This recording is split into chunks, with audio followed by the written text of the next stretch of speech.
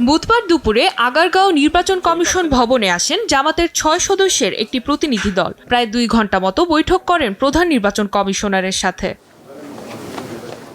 কমিশনের সঙ্গে বৈঠক শেষে কথা বলেন জামাতের সেক্রেটারি জেনারেল মিয়া গোলাম পরওয়ার।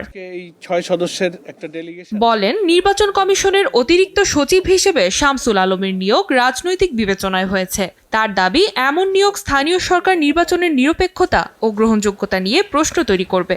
এরকম একজন ব্যক্তিকে ইলেকশন কমিশনের মতো একটা পলিটিক্যাল বডি সাংবিধানিক বডিতে অতিরিক্ত সচিব পদে নিয়োগ দেওয়ার মধ্যে আজ্ঞাবহ থেকে তিনি যেন সরকারি দলের লোকদেরকে নির্বাচনে বিজয়ী করে নিয়ে আসতে পারেন, সেই ফাংশনটা উনি যেন এখানে বসে করতে পারেন, সেই তৎপরতার জন্যই তাকে এখানে স্পেশালি অ্যাসাইন করে এখানে অ্যাপয়েন্টমেন্ট দেওয়া হয়েছে।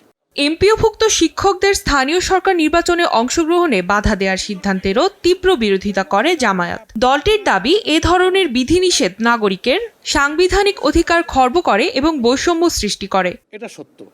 আমরা এটারও একই সঙ্গে নিষিদ্ধ ঘোষিত আওয়ামী লীগের বিভিন্ন পর্যায়ের পদধারীদের স্থানীয় সরকার নির্বাচনে অংশগ্রহণ ঠেকাতে প্রয়োজনীয় ব্যবস্থা নেওয়ার আহ্বান জানানো হয়। রাজনীতির নিষিদ্ধ থাকলে ব্যক্তি যেহেতু রাজনীতি করে, ব্যক্তির নির্বাচন করাটাও একটা রাজনীতি।